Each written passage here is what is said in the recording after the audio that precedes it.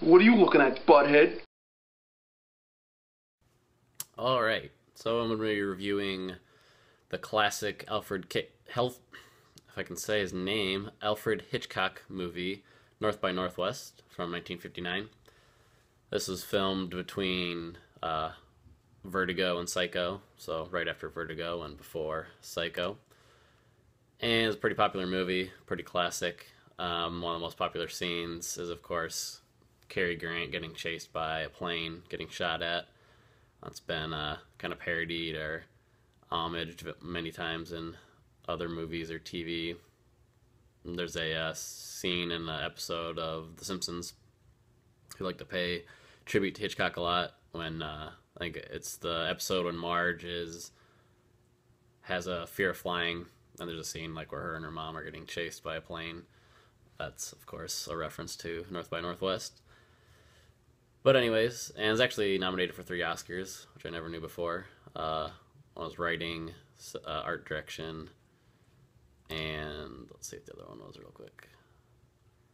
Editing. So film editing, art direction, and writing. So the story is basically a tale of mistaken identity, and our main character is Roger Thornhill, played by Cary Grant. It was actually the first Cary Grant movie that I've seen. So he plays Roger Thornhill. He's a very successful businessman on, Madison Avenue in New York. And one day he gets just pretty much abducted, kidnapped by some people, taken to a house out in the country, and these people are mistaking him for another guy. They keep saying, "Oh, what's his name?" George Kaplan. They keep thinking that his name is George Kaplan, and he's keeps telling them, "No, you have the wrong guy. You have the wrong guy." But they're pretty insistent that he is this man, George Kaplan, and he doesn't even know who these people are. And so they plan to kill him. They get him drunk, and they're going to drive him off a cliff. But when they leave him in the car to drive off the cliff, he comes to a little bit more and manages to not drive off the cliff, and kind of goes on to a chase with these guys that are trying to kill him. Eventually gets pulled over by the cops, and they take him into custody. And they can obviously see that he's really drunk, and he's telling them that he's taken by these guys, and they think he's somebody else, but they just think he's a drunk idiot, and don't believe him. And tries to sort things out, and he calls his mom. His mom is pretty present for the first part of the movie, which was kind of funny. And they try to get things solved, and they go back to the house, and there's a whole group of different people there, and they see Roger, and they're like, "Oh yes, why'd you leave last night?" Acting like he was at a party there, and he was just too drunk and drove. And Roger's just really confused. He's like, "What? Why are you doing this?" And so that kind of does not go as planned for Roger, and they just think he's lying about the whole thing. The cops kind of just forget about it. And then there's this line in the movie that made me laugh. His mom goes, "Just pay the $2 fine." And I was kind of confused for a second. I was like, $2 fine? And then I was thinking, wait, he was getting a $2 fine for driving drunk? His DUI cost $2 in 1959. If that's the normal thing back then, that's crazy. That just kind of blew my mind. So that was funny. But anyways, so Roger's still really upset by this, and he wants to know why they thought he was this George Kaplan character. And he goes to the UN because the people at the party, at the house, one of the guys there worked at the UN. So he goes there, gives the name. I can't remember, it's not coming to the tip of my tongue right now. I watched this a couple days ago. But he goes to meet the guy, and it ends up not being the person he met. And he's like, "Are you sure you're the UN worker?" He's like, "Yeah." And he's like, "And you work and your house is here and here," and he describes the house that he's at. And the guy says, "Yeah, that was my house." He's like, "Well, I was there last night." He's like, "There's nobody has been at the house." And so then he's, really confused. Both of them are kind of confused. And somebody throws a knife, and it kills the UN the UN guy, and it looks like Roger did it, and he's helping him, and he accidentally grabs the knife, and people see him, and he drops it, and he runs away, and someone took a picture. So it looks like he stabbed the guy, and so now he's even a bigger trouble. So he's kind of up shit creek without a paddle, as they say. And so he goes on the run. He's gonna get on a train, get out of there. He's pretty wanted. Kill the UN ambassador. I think he was an ambassador. And so he's on the run, and he starts to kind of use the identity of the George Kaplan, and just to try to figure out, this whole ordeal that is happening. Subsequently, we get a scene from some people that are in Washington, D.C., and we learn that from them that the George Kaplan character is completely made up. And the people that have been hunting Cary Grant's character, Roger, his name is Philip Van Dam. And so the people from DC, it's kind of like a confusing plot point to explain. So the people from DC made up George Kaplan for this Van Dam person to kind of chase around. But while Van Dam was chasing him, they got in their mind that Roger was George Kaplan. So that's kind of how it all came together.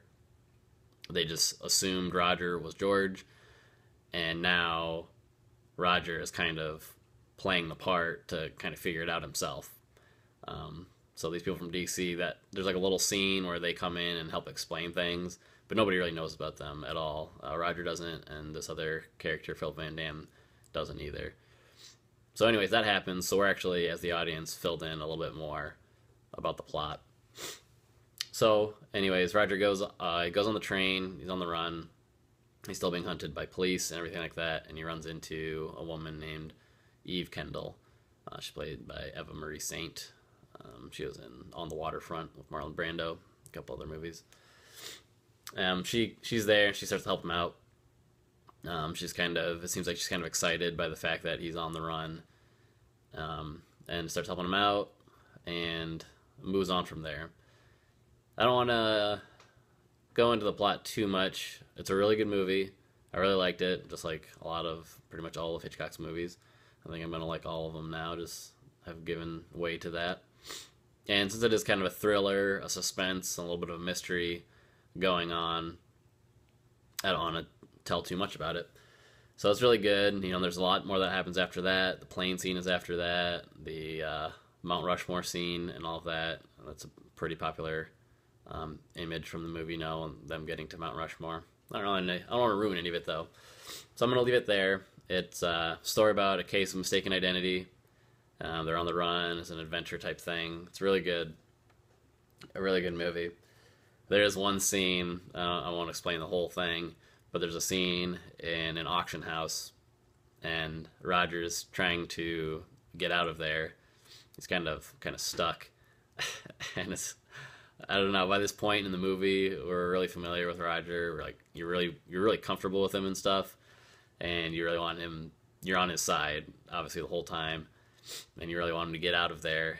And he's stuck in this auction room, and they're all just kind of bidding around him.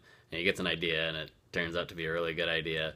He sits in there, and people are betting, and he just starts betting ridiculous bets against everybody. So they'll say like $2,000, and he's like $13, and he just keeps doing it. And everybody's like, "Please, sir, could you quit doing this?" But he just keeps going with it, and it's hilarious. I was laughing so hard at that scene. You gotta see it. It's funny. I really enjoyed that little injection of humor. That was really good. So yeah, all the acting's really good. Like I said, it's my first Cary Grant movie that I've seen. I really liked him in it. He's good. He is extremely tan. That was one of the first things that I noticed. He's like, when you see those construction workers in the summer, and they're like late 40s. They've been doing construction their whole life. It's the middle of summer, and they're just like leathery tan, extremely tan. That's like what he looks like, but he's wearing like a nice suit and a white shirt, so it's like very obvious he's super tan, and then he has like a white collar. I thought that was funny. I think that's a Hitchcock thing though, or maybe it's like a 50s thing, because I remember the lead actor of The Birds kind of had that going on too. A little bit of extreme tan. I think that was a product of the time, the 50s. Yeah, all the acting's really good. It's a great story. I'm starting to find that out about a lot of Hitchcock's I can't say his name. Hitchcock's movies. Really, really good story. I thought it was going to be a little too complex at first. There starts to be quite a bit going on, especially with the mistaken identity, but it's not hard to follow. I might have made it a little more confusing when I tried to explain it. But it's a great story. It's really good. And it's really thrilling, suspenseful. It's really quickly paced the whole time.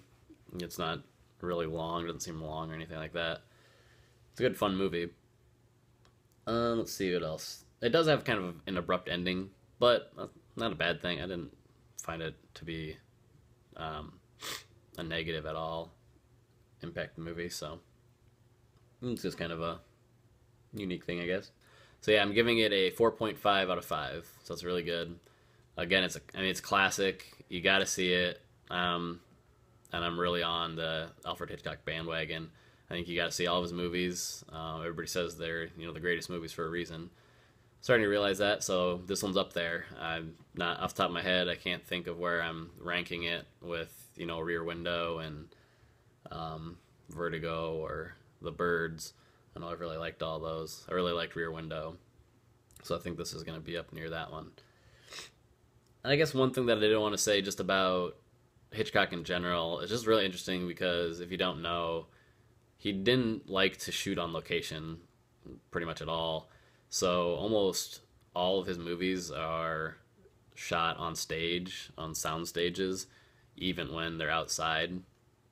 And I thought, well, this is a unique in that aspect, because it's outdoors quite a bit. Almost the majority, half the time, it's outdoor. But I was reading some information about it, and it's still majority soundstage. He went to extreme lengths to make things on stages, like with Rear Window. Even though it's 2 buildings, that whole complex in Rear Window is just one big soundstage. So yeah, I can see the art direction, because the interiors and the sets are great, but then he's making these incredible sets that look like outdoor scenes. That's just like a unique piece of information, I guess, about Hitchcock in general. If you don't search for, good thing to know, I guess, or interesting to know that he did a ton of soundstage shooting. So yeah, I had one movie connection, other than, of course, other Hitchcock movies. They're all going to have that same kind of feel to them. It's kind of like Enemy of the State is the one more modern movie that kind of came to mind, with Will Smith and Gene Hackman. Excuse me. The mistaken identity. Somebody thinks he is somebody who he's not, or in that case, they think he has something, he's unaware of it, and there's the chase going on. So, kind of similar to that. Both pretty good movies. Didn't have any other movie connections as far as that goes. So yeah, I think that'll be the end of my review. And for my sign-off, this is going to be something... It's a 2-movie reference, so you kind of have to see this movie to understand it, and then probably the other movie as well. It's going to be a little bit of a Will Ferrell, Alfred Hitchcock mashup. So yeah, to sign off, I'll say, I don't know what to do with my hands. Okay.